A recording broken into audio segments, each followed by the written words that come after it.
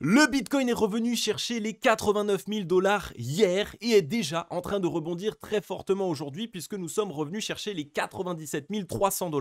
Mais la question que tout le monde se pose, c'est est-ce qu'il est intéressant d'acheter maintenant? Est-ce que le marché crypto-monnaie est en train de poser son bottom?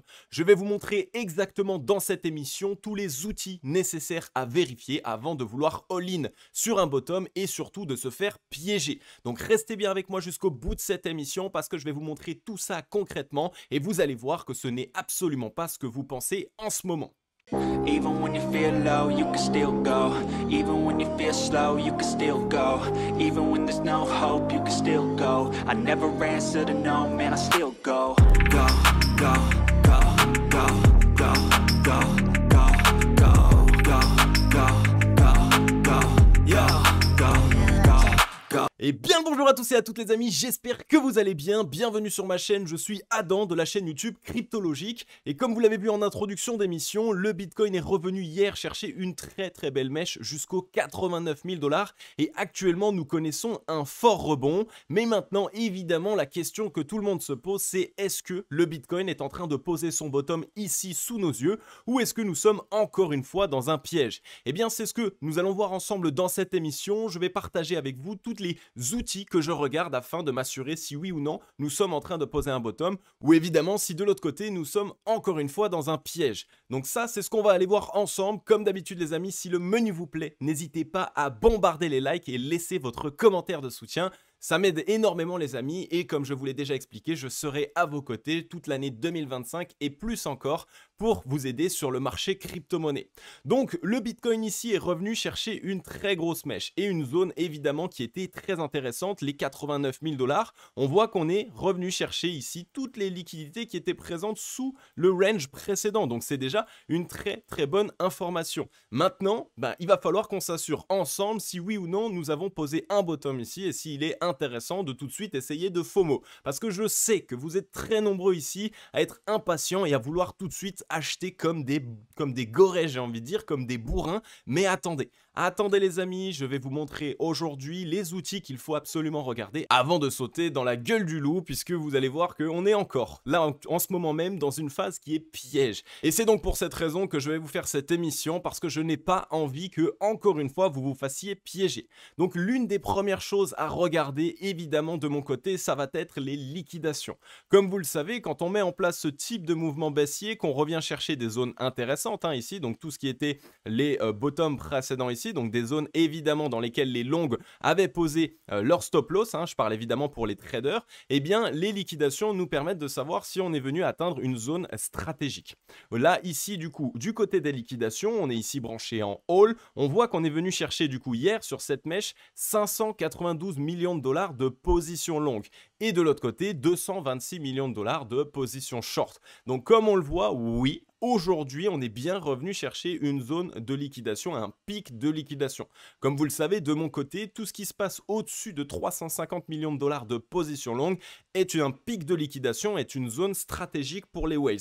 Et ce n'est pas pour rien que, en ce moment même, nous rebondissons, que nous avons eu cette mèche et qui a été immédiatement rachetée. Maintenant, je ne pense pas que nous soyons ici et maintenant tout de suite en train de poser un bottom. Vous le voyez ici, dans le passé, on était revenu chercher déjà bien plus de liquidation, 1,55 milliard sur cette zone ici. On était revenu chercher 844 millions ici le 19 décembre. Et surtout, comme vous le voyez, à chaque fois qu'on est venu chercher des pics de liquidation, par exemple ici le 5 décembre, les 816 millions, et bien quelques jours après, on revenait tester la mèche. On revenait essayer à nouveau de liquider un petit peu les longues. Donc là, le 5 décembre, ensuite, boum, le 9 décembre, 4 jours après, on est de nouveau revenu liquider. On a fait la même chose à ce niveau-là. Le 19 décembre, on a liquidé 844 millions de positions longues. Et le lendemain, directement, de nouveau, hop, petite mèche, là on a liquidé encore 655 millions de $ de position longue. C'est la raison pour laquelle je pense que ici nous avons liquidé donc 600 quasiment millions de $ de position longue et donc je pense que dans les jours à venir, après ce rebond ici, on va tout simplement revenir baisser un petit peu afin de liquider tous les longs à levier qui ont essayé d'acheter ce bottom, qui ont essayé d'acheter ce dip. Nous sommes encore uniquement le 14 janvier. Je vous ai déjà montré dans toutes les émissions précédentes que d'après mon scénario, le mois de janvier est un mois qui est extrêmement piège et nous avons de fortes probabilités de nous relancer uniquement fin janvier, donc dans le 20-25 janvier, voire même début février. Donc ce serait parfait de mettre en place ce rebond. Si moi j'étais une whale, c'est exactement comme ça que je le ferais. Je mettrais en place une mèche, je ferais un rebond, ce qui créerait du coup un bull trap. Beaucoup de personnes rentreraient ici avec de l'effet de levier ici en longue, et donc évidemment ils auraient leur point de liquidation qui se trouverait sous le prix. Et à ce moment-là, on pourrait revenir chercher cette zone et ça permettrait de liquider encore une fois un maximum de longues qui ont voulu essayer d'acheter ce dip avec du levier. Donc attention pour l'instant, selon moi, d'après les liquidations, nous avons ici atteint certes un premier pic de liquidation, mais dans les jours à venir, on pourrait tout simplement retester cette mèche afin de revenir chercher tous les longs qui se sont positionnés ici à levier. D'accord? Vous le savez, initialement, mon objectif se trouve plutôt aux alentours des 85 000 $ jusqu'aux 84 000 $ sur BTC. On a encore ici quelques petits pics de liquidation qui n'ont pas été atteints et donc pour cette raison, je pense que nous sommes en train encore une fois de créer un petit piège. D'accord? Donc déjà, c'est la première information pour laquelle vous devez rester prudent. Maintenant, deuxième information qui est très importante et que vous devez toujours regarder quand on essaye de poser un bottom sur le marché crypto-monnaie, c'est tout simplement le crypto Fear and Greed. Vous voyez ici en bas à gauche, on est dans le crypto Fear and Greed actuellement toujours dans la joie 63. Et je vous ai déjà expliqué que les bottoms sur le marché crypto-monnaie se posent soit dans la neutralité en plein bull run, soit dans la peur. Et là, actuellement, malgré les mouvements baissiers, malgré la correction des altcoins, on est toujours dans la joie 63. Donc pour moi, les whales vont encore jouer pendant quelques jours avec la psychologie des investisseurs. Et évidemment, si j'étais une whale, je ferais exactement la même chose puisque les investisseurs actuellement perdent patience. Ils sont tous en train de se dire oui, alors soit ici si on baisse et qu'on casse cette zone, alors c'est la fin du bull run, soit à l'inverse si on rebondit et moi j'all-in. Eh bien c'est tout à fait ce que les whales cherchent, c'est que tout le monde soit impatient, qu'il y ait du flou et que vous ne sachiez pas concrètement qu'est-ce qu'il se passe. Donc restez absolument prudent pour moi, on va encore pendant quelques jours justement reprendre une correction afin que les investisseurs se disent ça y est, c'est la fin du bull run, laissez tomber, sortez du marché. Ici, ça va chuter bien plus fortement et en plus de ça, il va y avoir des news, il va y avoir des médias qui vont commencer à essayer de vous dire que c'est la fin du marché crypto et seulement à ce moment-là, ce sera le meilleur moment pour investir et ce sera le moment d'acheter le bottom. Donc attention ici, quand on est dans la joie 63, pour ma part, je préfère vous dire que c'est rare qu'on pose des bottoms dans la joie, d'accord? Surtout quand on est dans ce type de phase, les phases dans lesquelles nous sommes en ce moment même, c'est-à-dire dans un départ, dans une accumulation d'une deuxième phase de bull run, d'accord? Donc c'est ici un deuxième signal, une deuxième information que je regarde tout le temps, c'est cette analyse psychologique. Il nous faut ici créer de la peur, il faut éviter qu'il y ait trop d'investisseurs qui rentrent dans le train, qui investissent massivement, d'accord? Et là actuellement, ce bottom est en train d'être racheté et surtout, il recrée à nouveau de l'euphorie. Donc prudence par rapport à ça. On a clairement quelque chose qui est en train de se passer en ce moment même et on voit surtout que les investisseurs n'ont pas encore capitulé. Et ce type de mouvement-là, initialement, quand on met en place des retracements en plein bull run, on cherche de la capitulation. On cherche à ce que les investisseurs ne rentrent pas dans le marché, voire même le quittent juste avant la deuxième vague du bull run. D'accord? Donc restez prudent par rapport à ça. Ici, comme je viens de vous le dire, pour moi, on n'a pas encore atteint notre objectif. Maintenant, si je mets le ruban de Mile Mobile, on voit que la mèche est revenue chercher directement le MA 89 période. Donc ça, c'est un très très bon signal, d'accord? Je vous ai déjà expliqué que le dernier rempart ici, quand on est en marché haussier, c'est le MA 89 en daily. Donc on a ici un signal intéressant, on est revenu chercher une zone stratégique. C'est la raison pour laquelle, pour ma part, je pense qu'on pourrait simplement revenir chercher cette MA 89, mettre une petite mèche et sans doute par la suite essayer de nous relancer. Je peux vous assurer que en termes de psychologie de marché, le simple fait de revenir baisser et de retester la mèche va jouer énormément sur la psychologie des investisseurs parce que du coup, ils vont changer de billet et se dire « Oh là là, si on revient tester la mèche, c'est qu'on va aller beaucoup plus bas. » Ok? Donc là encore, un signal pertinent pour nous dire qu'il ne faut pas se jeter dans la gueule du loup. Selon moi, on est clairement dans un piège en ce moment même. Maintenant, si on regarde ici en termes de momentum, donc de force dans le mouvement, on a bien décéléré. Ça, c'est super. On est revenu chercher la zone de neutralité et on est même en ce moment même en dessous de la zone de neutralité. Maintenant, si on regarde, donc je vais vous le montrer maintenant peut-être sur le RSI, on est en plein backtest de la zone de neutralité. Donc on était au-dessus, on a cassé et on revient la tester par en dessous. Donc attention ici, c'est maintenant justement que tout se joue, parce que si on est juste sur un backtest mais qu'on n'arrive pas à la regagner, à la casser, eh bien qu'est-ce qu'il va se passer? On va s'en faire rejeter et on va donc devoir aller chercher la zone d'essoufflement vendeur. Et donc, ce qui nous ramènerait à faire un mouvement baissier un peu plus conséquent. Et là, ça ferait énormément de frayeur. On reviendrait chercher les 83 84 000 $. Et c'est à ce niveau-là où, justement, il va y avoir de la capitulation. Beaucoup d'investisseurs vont vendre fortement. Et pourquoi est-ce que les whales feraient ça? Peut-être que vous vous posez tous et toutes la question. Eh bien, je vous ai déjà expliqué que quand tu es une whales, donc imaginons tu es plus de 100 millions de dollars à vouloir positionner ici en voulant acheter du Bitcoin, eh bien, il te faut de la vente en face. Si tu veux acheter pour 100 millions de dollars de BTC, eh ben, il faut qu'il y ait pour 100 millions de dollars de vente de BTC, évidemment, puisque sinon tu ne vas pas pouvoir acheter tes BTC. Donc c'est pour cette raison qu'il leur faut de la capitulation. Il va falloir faire en sorte de jouer sur la psychologie des investisseurs pour que les investisseurs sortent du BTC, vendent leur Bitcoin et à ce moment-là, ils pourront en racheter fortement et relancer le cours. C'est quasiment tout le temps comme ça que ça se passe, surtout quand on prépare un fort mouvement. Parce que si on prépare un fort mouvement haussier, ben évidemment, les whales, elles ont quoi? Elles ont juste envie de mettre en place un maximum de liquidité. Elles veulent pouvoir avoir beaucoup d'argent sur ces zones-là pour par la suite pouvoir bénéficier évidemment du gros mouvement haussier et d'aller chercher notre nouvel objectif haussier. D'accord? Donc là encore, restez absolument prudent. Déjà, premièrement, on ne voit absolument aucun signal de bottom actuellement. Et en plus, on voit que le volume est complètement décroissant. Donc il n'y a pas d'euphorie ici. Actuellement, il n'y a pas de whales ou de smart money qui est en train de se positionner longue. Au contraire, les seuls petits pics de volume qu'on a, c'est des pics de volume short. Donc ça montre qu'il y a plus actuellement à court terme évidemment de vente que d'achat. Donc là encore un signal majeur pour vous dire de rester prudent. Et vous voyez que le MACD nous partage exactement la même chose. On est sous la zone de neutralité et on pourrait juste revenir la tester pour finalement s'en faire rejeter. Et seulement par la suite, vous voyez ici, on ferait une petite divergence. Et là, à ce moment-là, on aurait un super bottom pour nous relancer. D'accord? Donc encore une fois, les amis, je vous répète de ne pas vouloir être trop impatient. C'est très important de comprendre qu'on est actuellement dans une phase piège. Je vous en ai parlé dans toutes les émissions précédentes, de décembre à pratiquement début février. On est dans une phase dans laquelle il va y avoir beaucoup de pièges et je pense que là, on est encore une fois dans un piège. Donc les amis, si vous êtes d'accord avec moi, puisque ça fait plus de 2 mois maintenant que je vous parle de ce scénario, n'hésitez pas tout de suite à mettre votre meilleur like et à passer rapidos dans les commentaires. Vraiment, ça m'aide énormément les amis et surtout, ça me permet d'avoir la force pour continuer à vous produire du contenu de qualité et surtout à vous produire des analyses de niveau professionnel. Donc voilà pour Bitcoin, je n'ai pas grand chose à dire de plus. Pour moi, actuellement, on reste dans un piège et on n'est pas du tout en train de poser le bottom. Alors évidemment, on n'est pas loin, mais en tout cas, ce n'est pas encore maintenant que le bottom risque de se poser.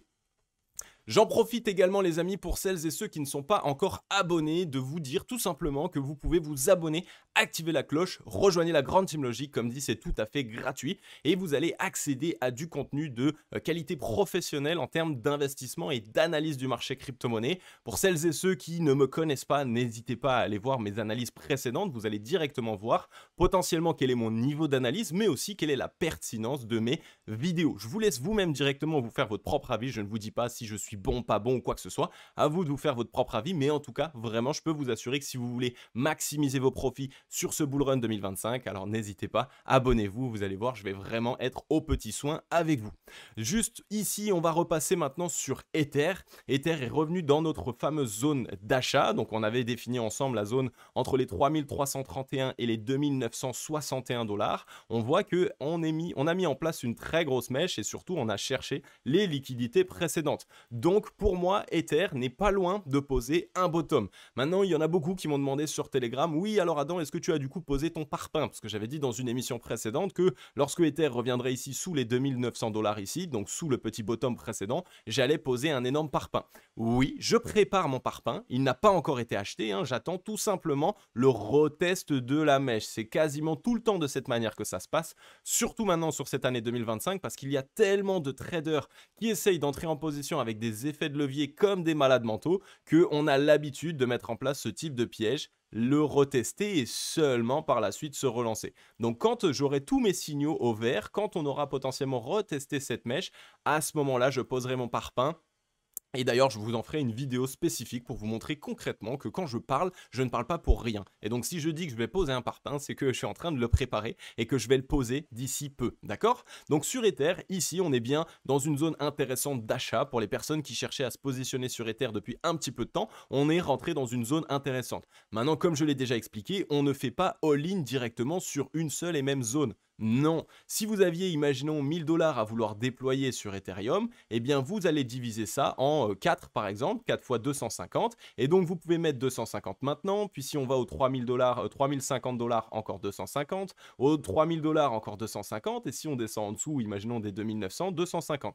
Ça va vous permettre de lisser votre prix d'achat moyen sur Ether, et donc de faire en sorte d'éviter d'acheter un couteau qui tombe. Un couteau qui tombe, c'est quoi? C'est un mouvement baissier, ça veut dire que si on est en plein mouvement baissier, et qu'à chaque fois vous voulez acheter, ça peut faire tout à fait mal. Si on met tout ici et qu'on continue de baisser, autant vous dire que vous n'allez pas du tout avoir un point d'entrée optimal. Alors que si vous aviez divisé en plusieurs points d'entrée, vous auriez un point d'entrée moyen qui se trouverait à la moitié de ces 4 points d'entrée. Et donc là, ce serait évidemment plus intéressant et plus pertinent en termes d'achat.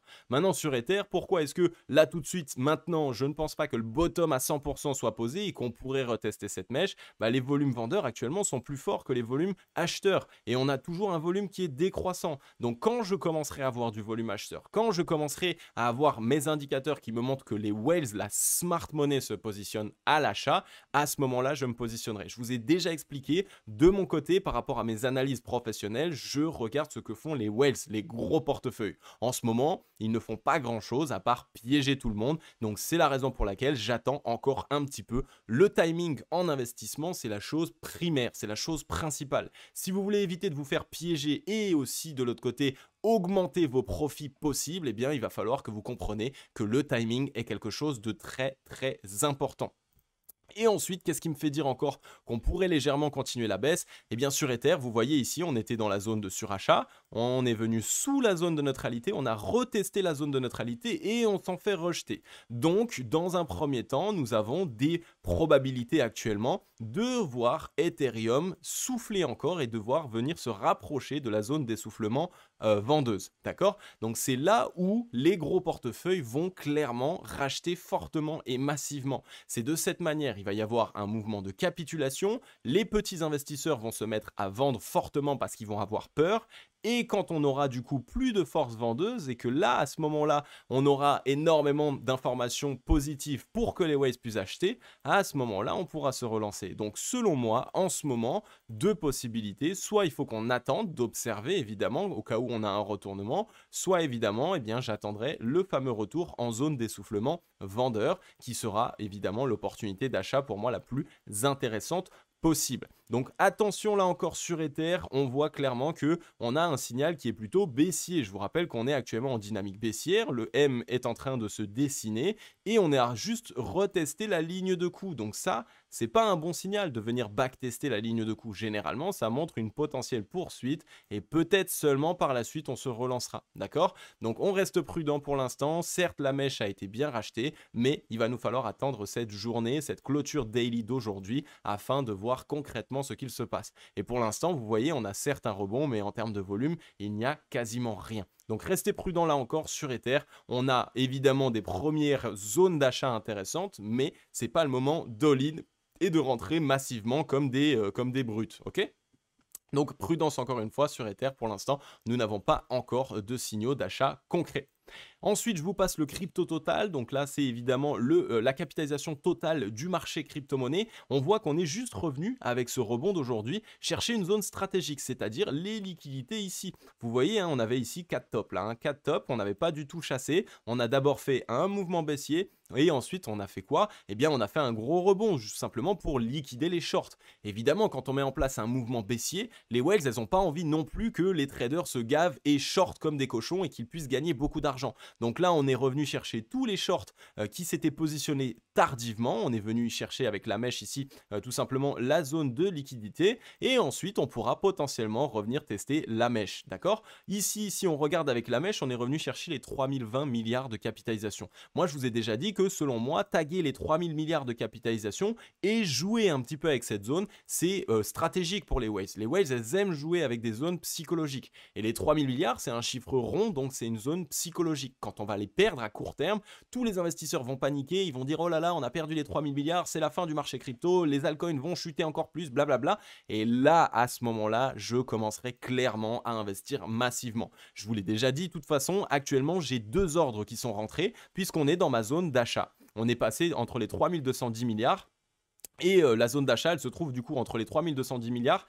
et les 2790. Donc j'ai eu une première zone d'achat à ce niveau-là. La mèche ici aux 3020 milliards qui est venue chercher une deuxième fois une deuxième zone d'achat. J'en ai un ici aux 2997, 2970 milliards qui encore attend tout simplement au chaud. Et si jamais on devait revenir légèrement plus bas pour créer une frayeur, j'ai cette zone de support ici aux 2850 milliards qui serait ma 4e zone d'achat pour des alts. Ok, donc prudence encore une fois. On ne cherche pas à all-in tout sur une seule et même zone, on fait en sorte d'être intelligent et de se professionnaliser. Donc là, ici, la mèche est venue chercher des liquidités, c'est très intéressant ici, mais aussi, eh bien, on a fait rentrer beaucoup d'acheteurs. Donc, qui dit des acheteurs dit que évidemment, on a des zones de liquidation qui se trouvent maintenant de nouveau en dessous. Donc ici, on pourrait tac, tac, tac, revenir tranquillement les chercher, jouer avec la psychologie des investisseurs et seulement par la suite se relancer. Donc là encore, le Crypto Total nous partage ce même signal. Il faut qu'on reste absolument prudent. Si on regarde pour l'instant, on avait fait pareil que Ether, hein.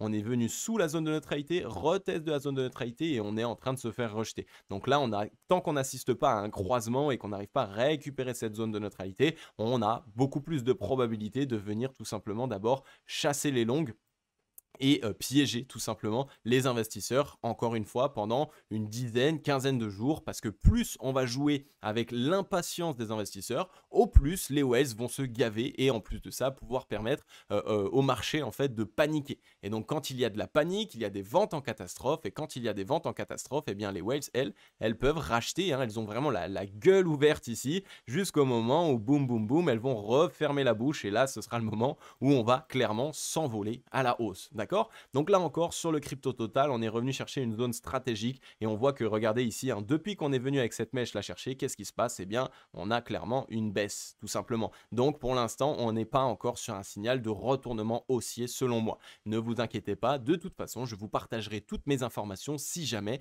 il venait à y avoir une invalidation de ce scénario. Et maintenant, on va passer le dollar, puisque c'est clairement le dollar en fait qui joue en ce moment même avec nos investisseurs, avec le marché crypto. C'est à cause de lui qu'on baisse, puisque lui est en train de monter. J'ai déjà expliqué, peut-être qu'il y a des débutants, donc je vais vous expliquer. Le dollar, quand il monte à la hausse, le marché crypto-monnaie baisse. Et à l'inverse, quand le dollar lui baisse, ici, tac, et bien le marché crypto-monnaie monte. Parce qu'on a une décorrélation. Le dollar, c'est quoi? C'est une monnaie, d'accord? Et en plus de ça, c'est la monnaie d'échange mondiale. Donc ça veut dire que quand les échanges mondiaux se passent bien, eh bien les investisseurs ne sont plus, j'ai envie de dire, très exposés sur des marchés à risque comme ici le marché crypto-monnaie, ou alors ne se fournissent plus par exemple dans le Bitcoin. N'oubliez pas que le Bitcoin est une valeur refuge. Donc si les monnaies sont fortes, la majeure partie du temps, les valeurs refuges sont faibles. Donc l'or, le Bitcoin, l'immobilier. À l'inverse, quand les monnaies chutent, à ce moment-là, les valeurs refuges sont très fortes parce que les investisseurs, ils ont peur de détenir du dollar et de conserver du dollar. Donc, ils préfèrent acheter des biens, acheter des actifs pour se prémunir. Et bien là, ici, le dollar, vous voyez, a mis en place un très très gros rebond. Mais comme vous le voyez ici, c'est un rebond, ce qu'on appelle en V-bottom. Donc, c'est pour moi, encore une fois, un mouvement de manipulation actuellement. Le dollar n'est pas réellement haussier, il est juste en train de manipuler toutes les personnes qui ont voulu shorter le dollar et en se disant ça y est, le dollar c'est la fin du dollar. Mais on reste pour l'instant toujours baissier tant qu'on ne revient pas au-dessus des 113 points et je ne pense pas qu'on va le faire. Ce qui veut dire que selon moi, on a ici atteint une grosse zone de résistance. À court terme, on va un peu jouer comme ça, mais d'ici 10 jours, peut-être début février, on risque d'entamer le mouvement baissier et c'est là où le marché crypto-monnaie va clairement partir à la hausse. Et vous vous dites peut-être, mais alors pourquoi est-ce que tu nous dis que ça va baisser? Comment tu peux le savoir? Regardez ici, le momentum nous le montre clairement. Ça fait ici depuis novembre 2024 que nous sommes en zone d'essoufflement acheteur.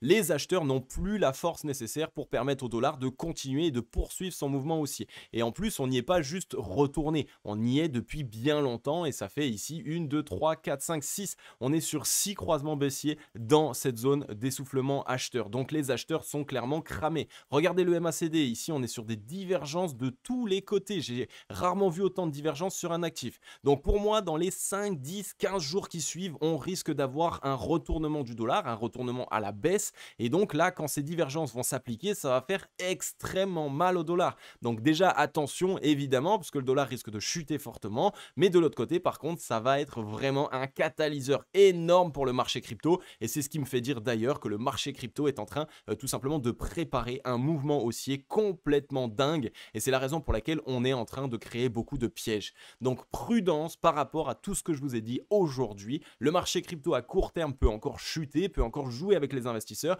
mais cela ne veut pas dire qu'il faut sortir de vos positions. Si vous vous êtes positionné avec moi depuis maintenant plus d'1 an, depuis le début du bear market et début du bull run et fin du bear market plutôt, eh bien gardez vos positions. Ce serait dommage de sortir et de se dire oh là là ça y est c'est la fin du marché crypto. Par contre de l'autre côté, si vous avez encore des capitaux ou que vous n'êtes pas encore rentré sur le marché crypto, alors là on a des opportunités qui sont géniales en ce moment même et dans les semaines à venir encore de nouvelles opportunités. Donc faites en sorte de rentrer, comme je vous l'ai dit, par palier. Ne rentrez pas tout all-in sur une seule et même zone, mais faites en sorte de vous professionnaliser et de définir des zones d'achat intéressantes. Parce que je peux vous le dire, vous avez une opportunité de dingue d'avoir des offres, d'avoir des zones de prix comme celles qu'on connaît en ce moment avec ce piège. Et ça vous offre une dernière opportunité de rentrer dans le train à bon compte.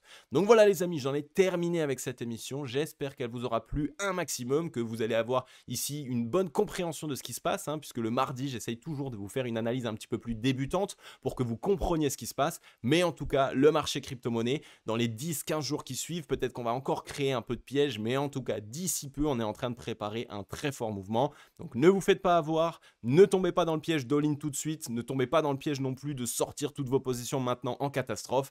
Clairement, le plan se déroule comme sur des roulettes actuellement et ne vous inquiétez pas, comme je vous l'ai déjà dit, je serai à vos côtés pour vous montrer exactement ce qu'il se passe. Donc voilà les amis, j'en ai terminé avec cette émission. Je vais vous souhaiter à tous et à toutes une agréable journée ou une agréable soirée. C'était Cryptologique. Ciao, bye bye.